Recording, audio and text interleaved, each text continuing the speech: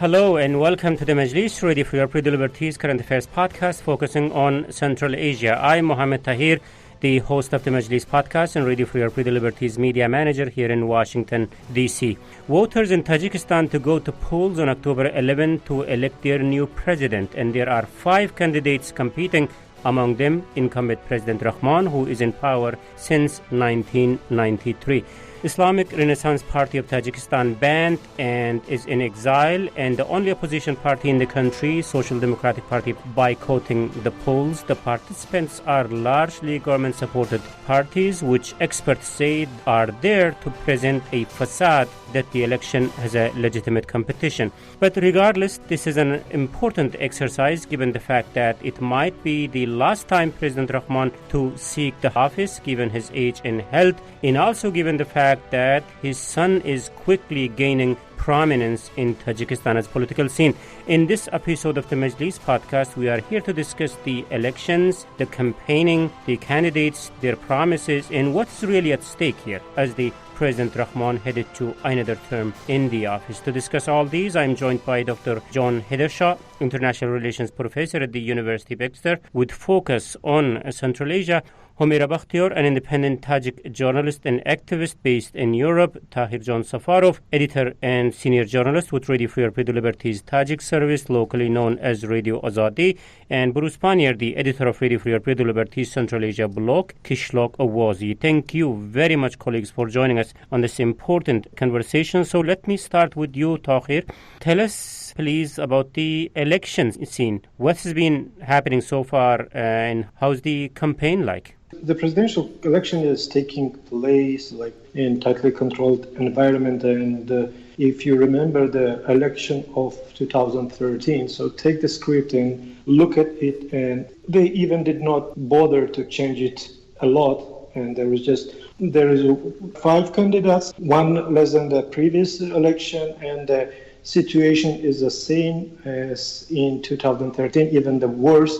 You know that the election is taking place and when the rights of political rights and freedoms are violated in the country, and there is no real election campaign in the country. What do you mean by that, Tahir? What do you mean by that? I mean, there is nothing happening? I mean, there are no speeches, any rallies? What do you mean when you say there's no campaigning? There is a campaign, and we have reported that candidates were taken on the same bus or same flight to a different part of the country, and they are sitting together and talking about their programs. But there is no genuine and real political debate. Tahir, you are saying candidates are going to the same direction on the same plane and taking part in the same gathering. And yes. I just cannot comprehend how awkward that would look like. I mean, apparently competitors are sharing the same stage and talking about their campaigns and not challenging each other. Then what are they talking about? Are their promises any different from each other? They are not very different programs, and most of them talks just in general about economic situation, so they do not talk a lot about political situation in the country, and the promise is the same, that we will improve people well-being, we will improve the economy, we will create new jobs, but you don't see any specific programs, any specific promises that every candidate give to the people. All of them, they talk, and the speeches are the same. Wow. Humaira, tell us what you are hearing. I know you are not in Tajikistan, but you have sources there. How do you see the type of campaigning is taking place, if there is any?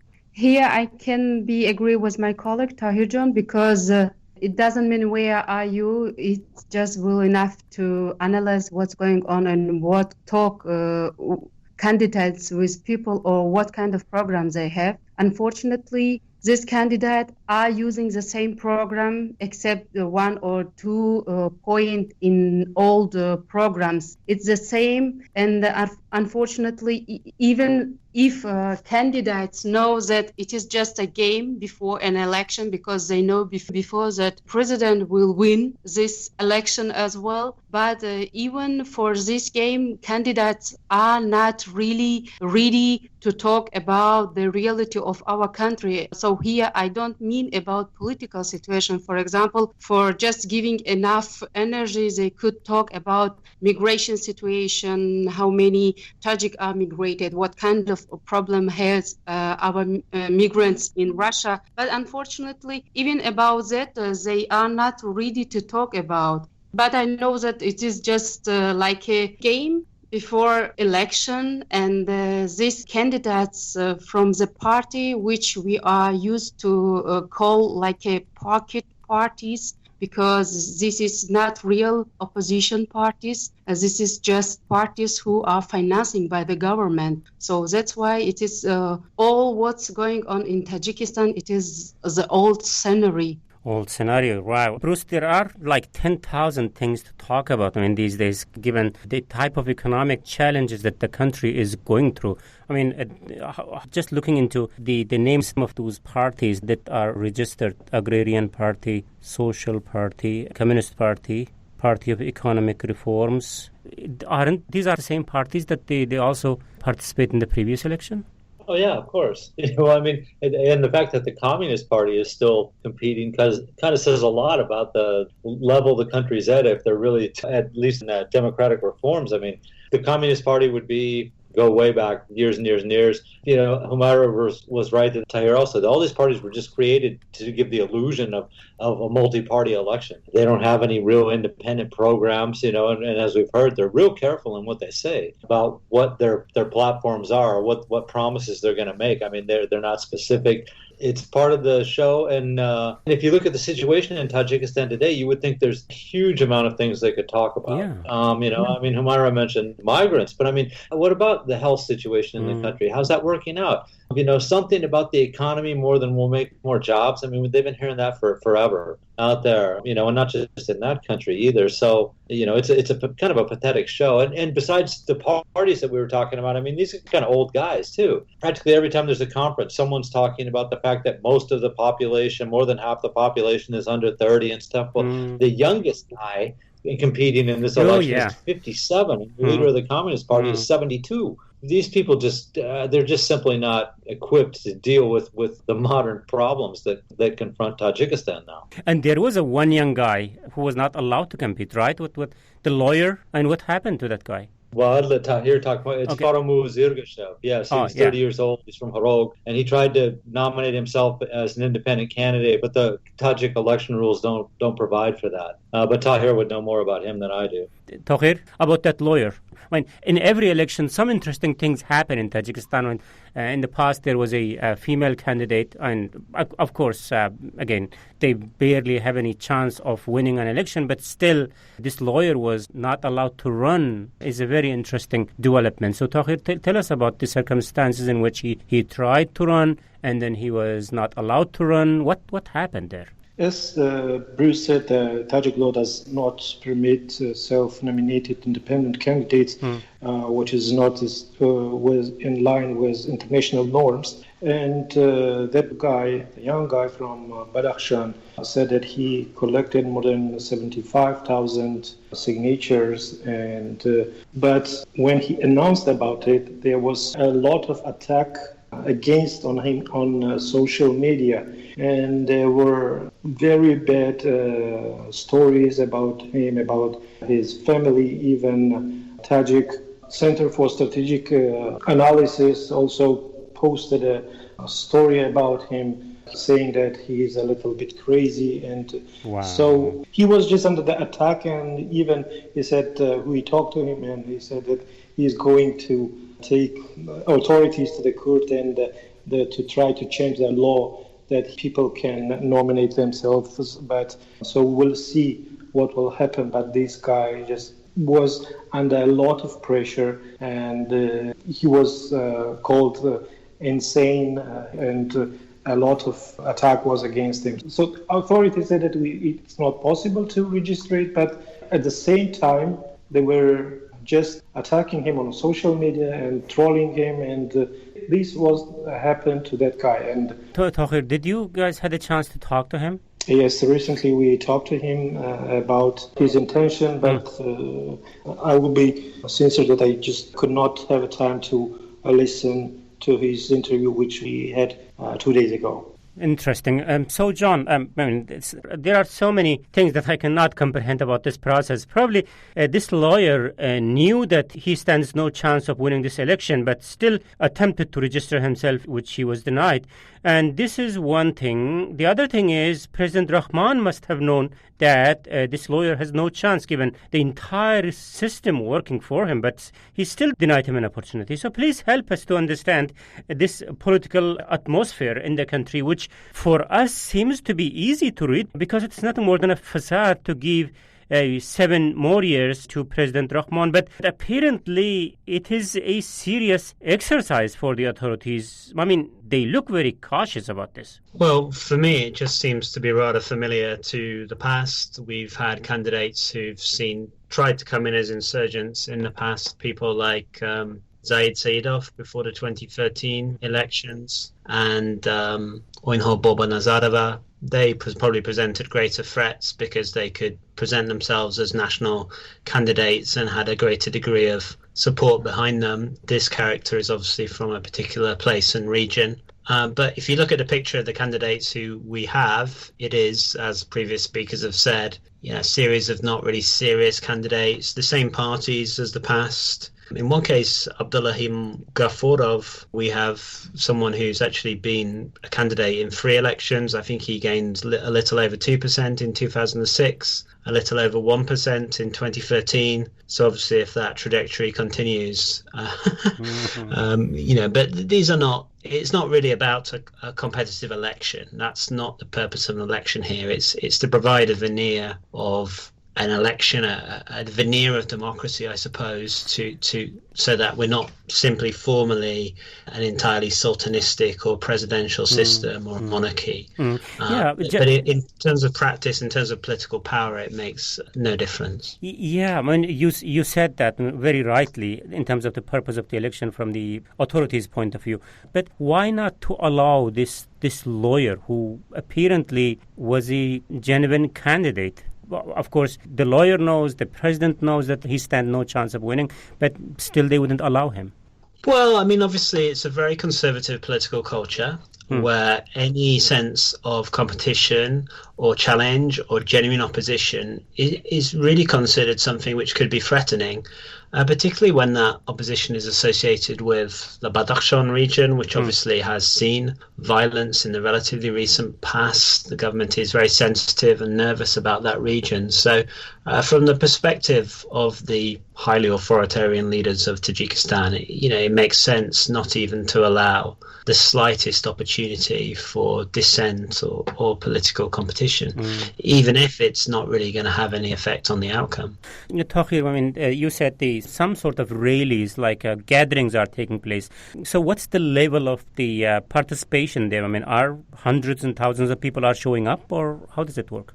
No, it's before that I would like to add to what John said. In Tajikistan, as I said, the script of election is the same as like in 2013, and you said that why they did not allow that guy who certainly could not win the election to participate. Because before the Tajik media said, even there was discussion that according to the scenario, the people who they choose to nominate for presidential candidate as Rahman's competitors, they have to be old, according to the script. They have to be known just in a very narrow segment of the society? Segment of a society, or just among their institution or in some universities, or they should not have any political experience or even did not do anything involved on politics. And another criteria of these competitors must be that they should not have any real political intention. So that's why they don't want to allow anyone who could say something different, who could raise real problems, like, for example, migrations, unemployment, poverty, and all of this. But if I turn to your question, you can see in most of the state media write about the election. You don't see like the independent media scrutinizing the programs, the candidates' programs, or the speeches and other things. But if you see in videos, in programs, in state TV, state news agencies, just a small gathering. There is a small hall where 100, maybe 200 people are sitting and just listening to 4 candidates who just talking 1 minute or 2 minutes. And there is, let's say, not so much interest to the election. Humaira, what the state media is showing, obviously I can understand they will be showing Rahman a lot, but other than Rahman, in terms of election, what they are talking about, what they are saying, what they are presenting to their audience? Our state media, they are active as well, like in 2013 and I don't know, in 2006, they have the same agitation or not. They are, of course, writing or agitating more about Rahman as president, as leader of nation. So he does some duties. And this is a very, like a big mistake in which we couldn't still pay attention that government must not do it. Like if Rahman right now does some work as a president or I don't know, as a leader of the nation, but state media using it and agitating for election agitation. So they are reusing it. So even with this kind of game election in Tajikistan, state media still didn't get enough transparency between Rahman as candidate and Rahman as president. So they mix it all time.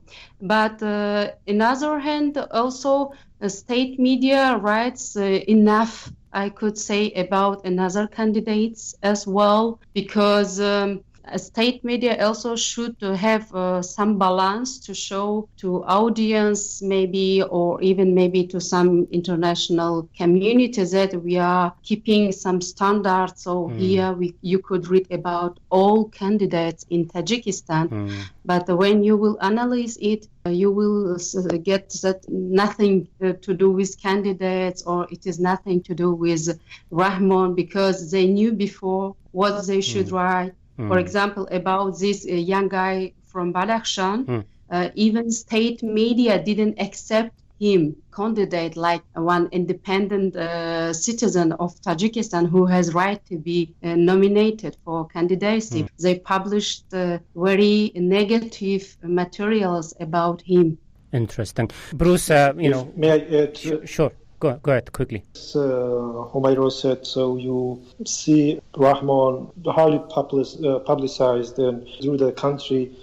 He attends the different ceremonies. He met the people, local, political, also intelligentsia, and also he sometimes inaugurate some schools, sports, and other facilities, and sometimes even they distribute the gifts from his names. And as you know, this is against the international norms, and because there should be clear separation between state and other like nominees from the parties. Tahir, since you mentioned that, is anything like that is happening these days?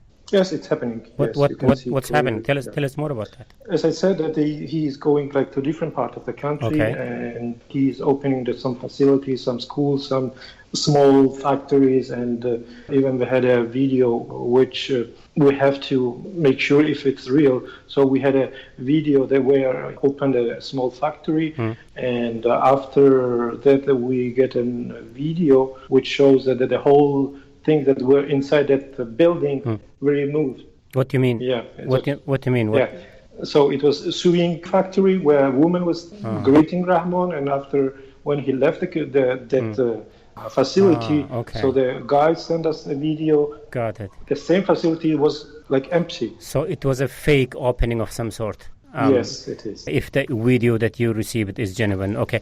So, Bruce, Just one point. I just wanted to mention, too, that they had this weird things that would happen when Rahman would make this visit a couple of times. But the first time when he's leaving, and of course, he's got maximum security all around him, and a child was able to break through the security and present him with a note, about the problems in her region. And it happened again. But last week, there finally was reports that somebody tried to do that, and they weren't part of the script. So they were grabbed right away. But it was this cheesy theater of here's a child with a note, and she gives it to the president, and now he's aware of the problems in the region. I mean, really, really bad stuff. You could just see it was staged. John, does it say anything to you? I mean, he feels kind of compelled to show something going on, and it's very close to the election. I mean, he knows that he's going to win this election, right? I mean, so why he feels a need for things like that? I mean, opening or kind of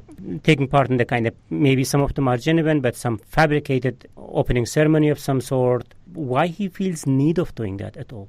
I think it's worth thinking about this question in terms of legitimacy of the ruling elite, where if we think about a democratic context, a choice is put to the people every few years, a genuine choice between alternatives. And we see the legitimacy comes about through a fair and independent process. So if you're an authoritarian leader, that's not how you gain your legitimacy. You have to gain legitimacy by demonstrating you are, in some sense, with the people, representing the nation, that there is no real other choice, that you are able substantively to provide some things such as peace. And of course, peace and the absence of armed conflict has been a big feature of Tajik political discourse for the period since the Civil War. Constant fear-mongering about what the opposition might do. But I think also being like a sultan or a king or a czar, appearing as a benevolent dictator who's actually got the interests of the country at heart. So it's a kind of political theatre. It's very symbolic, and it's about generating an idea of a benevolent ruler. I'm not really sure how far Tajiks who care to think about it and who actually have some time and space away from scratching out a living in migration, subsistence farming or shuttle trading. When they think about it, I'm not sure they would necessarily be convinced by it. Some may be, but it's probably just as much for the inner political elite to demonstrate that, yes, he is still, as he has been for nearly 3 decades, in control, in complete control. Very interesting. I guess at this stage, it's certain, as you say, John, that the President Rahman is going to be declared a president for another term. I guess it won't be out of place, therefore, if we talk about what comes next. So let's talk about that in the context of what is really at stake in this election.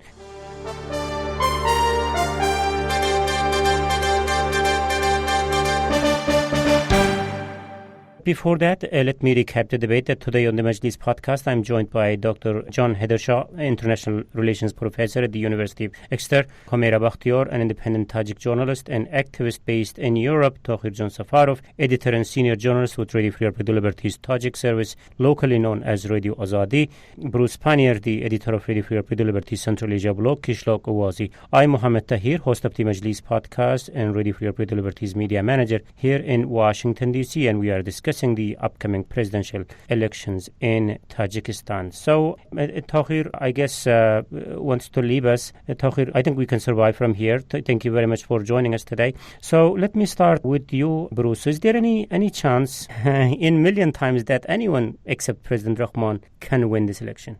No, not at all. So is there any reason to believe? Humaira, you want to say something very quickly? No, I just said how well he knows Tajikistan. No, it's sure no. So is there any reason to believe that election will be free and fair?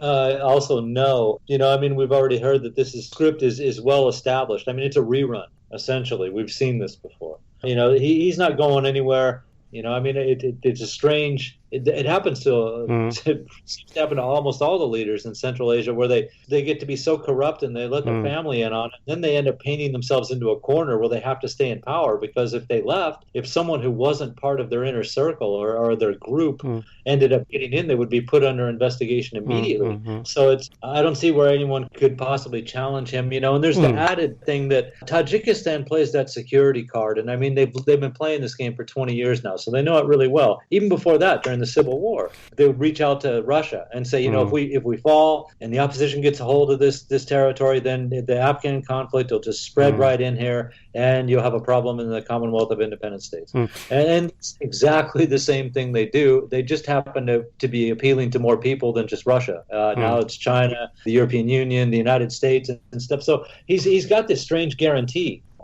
Bruce, thank you very much. I mean, this is a very heavy weight analysis, and we often talk about this. John, in terms of the reasoning of Bruce, why the international community keeps tolerating this man in power, do you have any other prognosis, any other analysis than what Bruce has just said? Tajikistan obviously isn't particularly important actually for the international community, and they wouldn't feel they can necessarily influence anything there with the limited resources that they deploy. And I say they, I mean I suppose the kind of Western democracies, whether it's the US mission or the EU mission there, or other countries that at least say they're interested in the expansion and spread of democracy globally. I think there's an interesting issue around competency. So I think when we had the terrorist attack where Western tourists were killed, and the investigation was obviously bungled and politicized, and they just sought to blame it on the Islamic Revival Party, and then it proved to be some group we think linked with Islamic State. Those kind of things, I think, would be more important if you're thinking as a Western security actor. We can't trust this government to be effective, and certainly not in any way impartial when it comes to investigating security incidents involving our citizens. But generally speaking, Tajikistan just doesn't feature internationally, so it wouldn't be so important. And I think if you look at this election, as I understand, there is an OSCE presence watching the election, but not a formal observation mission. Perhaps Tahir John or Khamira can say something more on that. But I don't think it's being formally observed. And I think the previous presidential elections were formally observed, and usually, that occurs when we have some reason to believe there's some sort of competition. I mean, there wasn't competition really in 2013 either, and nor in 2006. But it's nominally, at least, it's important that they don't really give the election the benefit of the doubt. It's nothing more than a facade, and previous statements when we have had observation missions have concluded that finally. And I think we've seen that move since about 2005, when we still had hopes that parliamentary and presidential elections in Tajikistan could be somewhat competitive. But since then, it's been very clear that's not the case at all. And therefore, the conclusions of observation missions have made that clear. I mean, I'm talking here the OSCE, obviously the Russian missions, any other observers, some of them are very praiseworthy of what has occurred. Yeah, just to follow up on that, John, though. So as we discussed, as you said, it's going to be a kind of fake election. The participation of a couple of other pocket parties, as Humira mentioned, is a part of a facade. And Rahman knows, as we all discussed, that he is going to be declared as a winner. And probably Rahman knows that it's not going to be free and fair elections. And probably he knows that the outcome of the election is not going to be regarded as a kind of a legitimate process, at least by the international observers, if they are there. I mean, what you get from the Russia-dominated observers, what was that, CSIS kind of mission? Of course, they say what they say. So why he has to do this? Why he has to spend that much money to organize this election? Well, it's formality. By the Constitution, they have presidential elections. I think if they didn't have elections, then they would be in the category of a very small number of countries of the sort of North Korea type that don't, and therefore, it would be a bit more difficult. when people like a Tajik minister in government would visit a democracy, it's a little bit more difficult for them to be entertained. So these formalities matter. They matter in relatively limited ways, but it doesn't cost them anything to have an election. They know it's not really going to be a risk. I mean, obviously there is some financial cost, but it's relatively limited. And I mean, there's a certain demonstration effect to the public, as I was saying earlier. There really isn't an alternative. If there was anything like an alternative, it ought to appear in an election, but it never does. And so you can reinforce that message to the public. It's us or nothing. We are the bastions of order. We will give you a quiet and peaceful life, And the only competitive election you've really ever known in this country was the one preceding the Civil War, and we know how that went. No. And therefore you don't want that, So this is a message which is sort of culturally and institutionally wholly anti-democratic, but being communicated through what is supposed to be the democratic incidents par excellence, which is in a set of elections. It's quite extraordinary. But as long as we don't think, politics is driven by how it looks on the tin, but actually you have to get inside and say what are the messages, what are the practices occurring here, then it makes perfect sense for them to go through the low-cost exercise of having an entirely non-competitive election.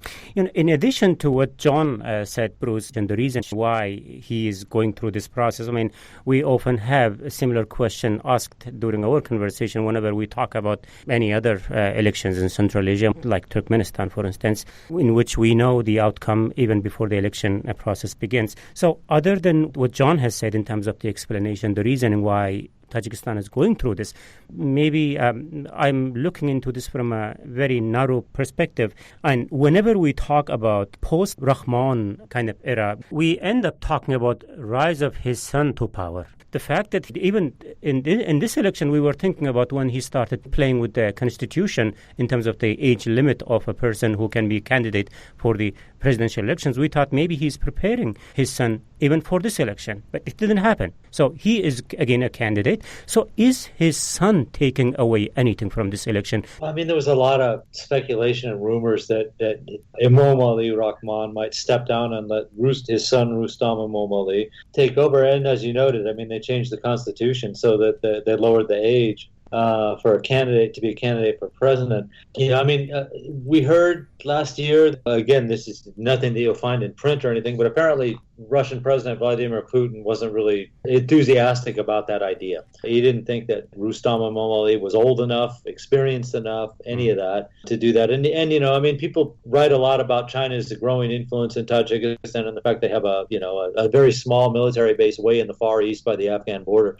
But Russia has anywhere between 5,000 and 7,000 troops on the ground, and they use a base, and they've shown with operations in the Middle East and in Libya that they can ferry troops around and military equipment fairly quickly. So, what Russia wants means a lot to the Tajik government. And I think there was, again, one of these stories that Putin told Rahman during a visit years ago, that if Russia didn't like the leadership in Tajikistan, they would just change it.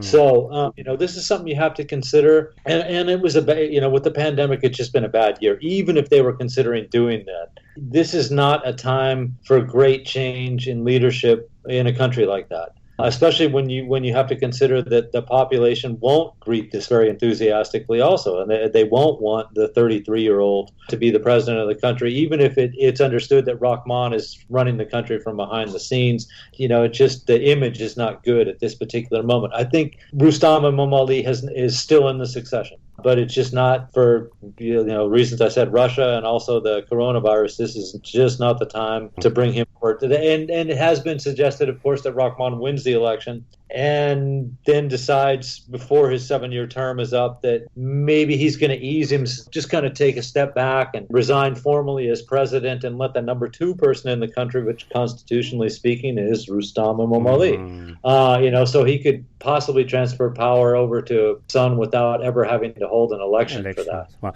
So if he's elected, which we think will be, how old he will be by the time his term will expire? I mean, you said 7 years, right? You mean President Rahman? Yeah. He'll be 67, so he'll be 74 by the time this term ends. Yeah, and if you look at him, it's hard to say. He certainly doesn't look happy, but he also looks less healthy all the time. So I don't know. 7 years seems like a long time.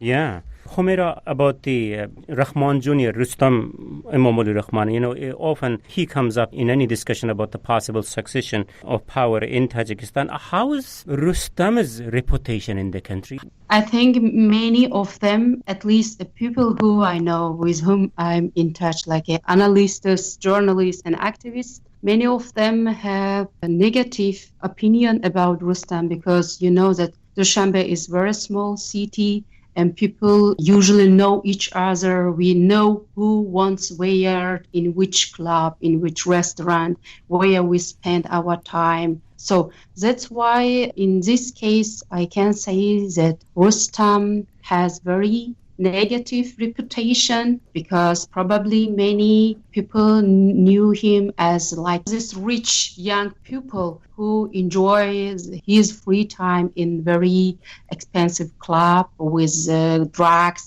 and with women as well. So that's why people are talking around him very negative. But if look to him as the son of a president of mayor of the city or another organization in which he worked before, because he was working in every ministry in Tajikistan.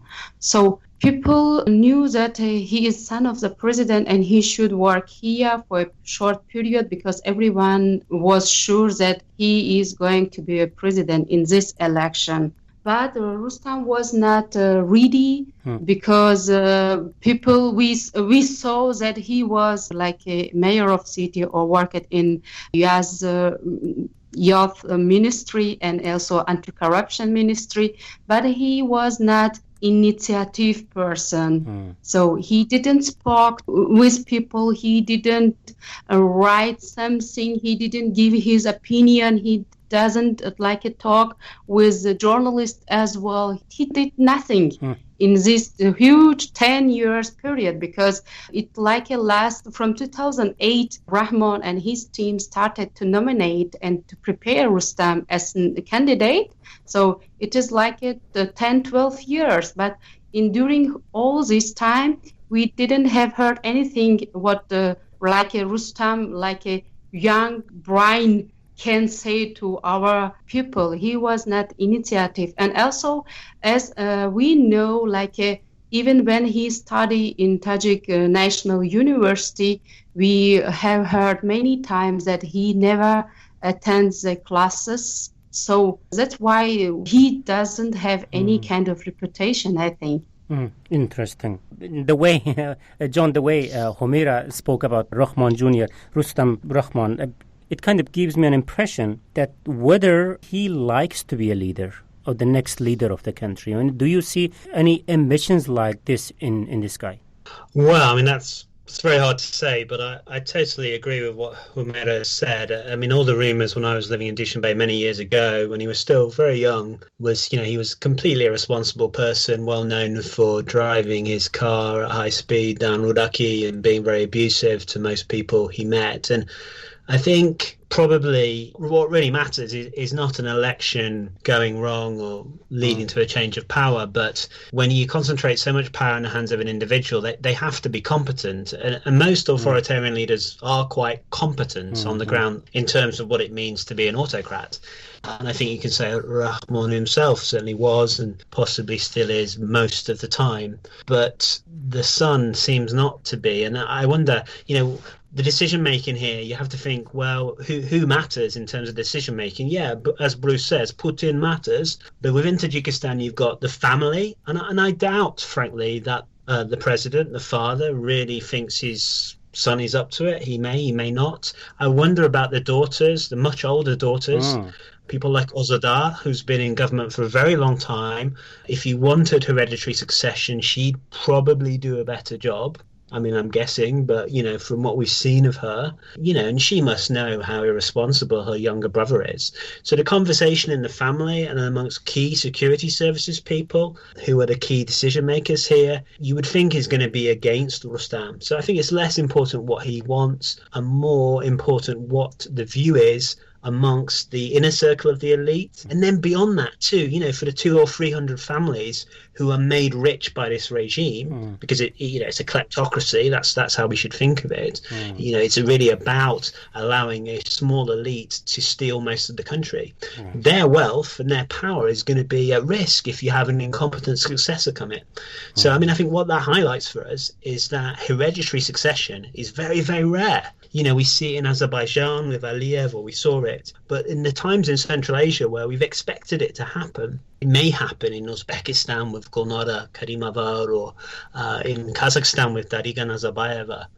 Both of them, I think, somewhat negatively affected by their gender in a very patriarchal society. But nevertheless, it's very, very difficult to bring about. I think it's just as likely that President Rahmon will get to the end of his time, quite possibly. He could die in office like a Karimov or Sapar Niyazov in Turkmenistan many years ago. And then you have a sort of congregation of the key security services, family people and oligarchs, and they get their heads together and find someone who's just a bit more competent and who's going to protect their power and wealth, who they have confidence in to do that. Thanks, John. I totally agree with what you said about Rustam Rahman Jr. But I also think if President Rahman doesn't have any plan for him, then how to read the fact that Rahman keeps elevating Rustam's role in the Tajik politics? Look at his background from just a young kid driving his fancy car in Dushanbe. He reached to the point where he is the second in command in 33 years old, while his dad is the first in command.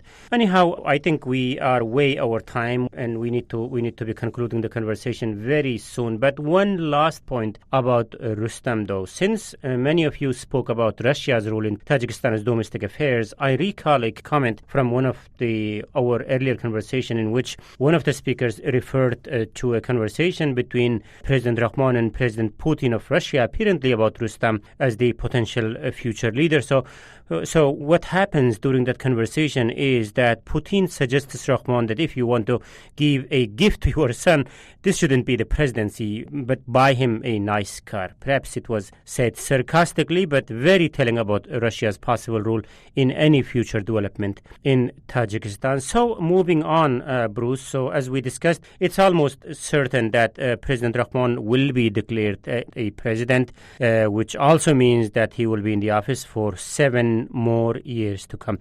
Given the fact that it might be his last term in the office, do you expect anything different the way he runs the country, or it will be the continuation of the same thing? I would say it's probably going to be just like it has been for the last 7 years, more or less. Well, certainly for the last 5, since they ousted the last legitimate opposition party from the country. Well, all right, the Social Democrats are still working. But once they got rid of the Islamic Renaissance Party of Tajikistan, they kind of established the way they were going to keep the government running, free from any criticism or anything. The only thing I think that could change the situation is going to depend on how Tajikistan comes out of this pandemic when it finally ends. The economy has always been in bad shape. This has not helped it. Poverty's going up, unemployment's going way up, remittances are going down. Their ability to try to offset some of the damage that's been done in the last half a year will probably be one key factor in trying to determine if this government's going to be able to keep itself stable. I see no reason to doubt that Rahman would make it through this term if he stays alive and wants to stay in office. So, Hamira, your last thoughts on how do you see the next 7 years of Tajikistan? I think the only thing which will be changed, it is this fighting among this family. Because you are expecting internal fighting? Also, you are referring to some sort of internal tension within the family?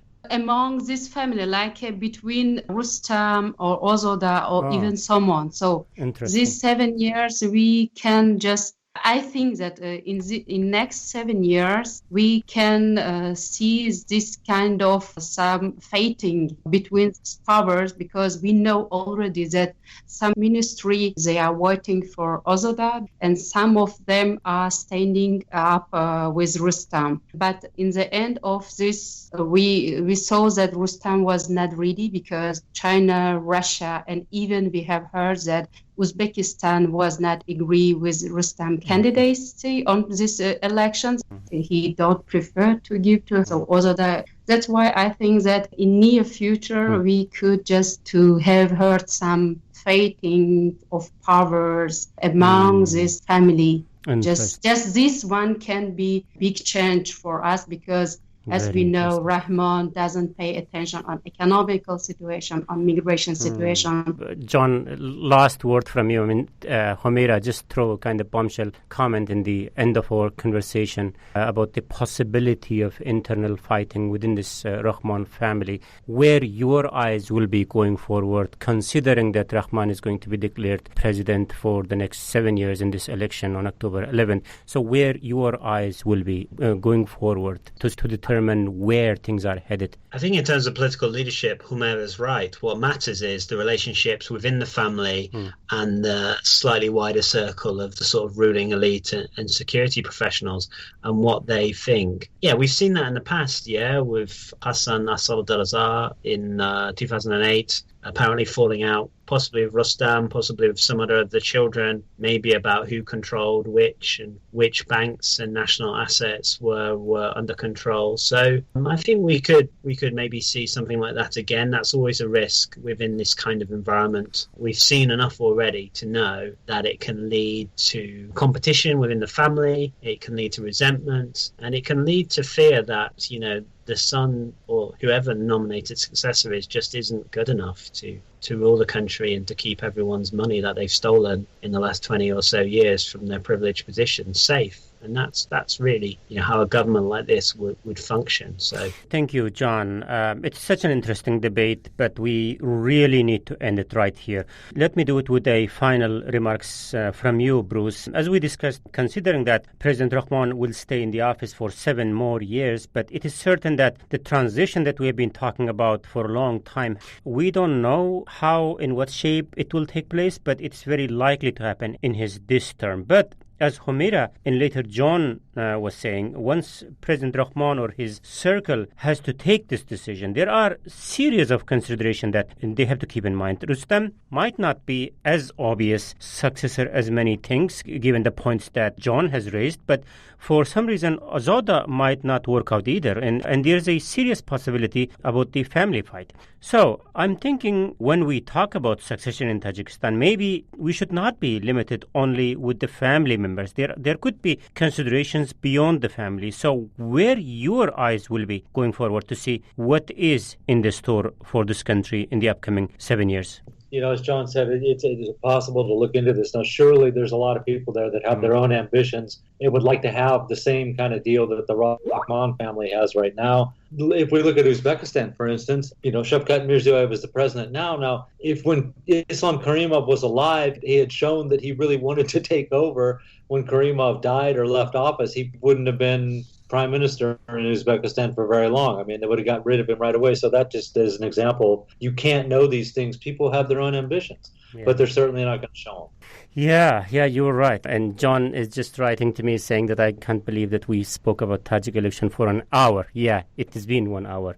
But yeah. There was a lot to talk about, actually. Yeah. If I could find one last comment to end the show. This is the first presidential election they've had in Tajikistan that has not had any candidate, even at least into the campaigning, that was a legitimate opposition figure. There was an opposition figure that pulled out before in the 2013 election, started to run, campaign, but then pulled out. But this is the first time where we don't have anybody like that at all. Right. The only candidates, the only running are purely pro-presidential candidates, and they're the only ones that have been campaigning. Right. And it's the first time it's happened. Right.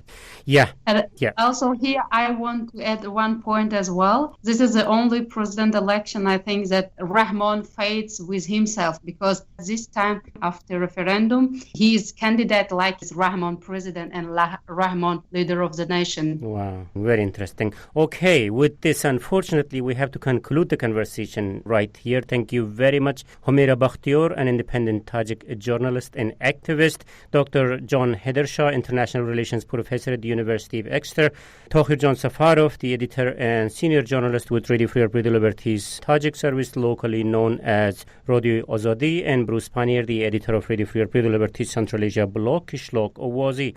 Thank you very much, colleagues, for your time in thoughts today. And this is it from me, Muhammad Tahir, Radio Free Europe, Radio Liberties Media Manager and host of the Majlis podcast here in Washington, D.C. Until next week. Bye-bye.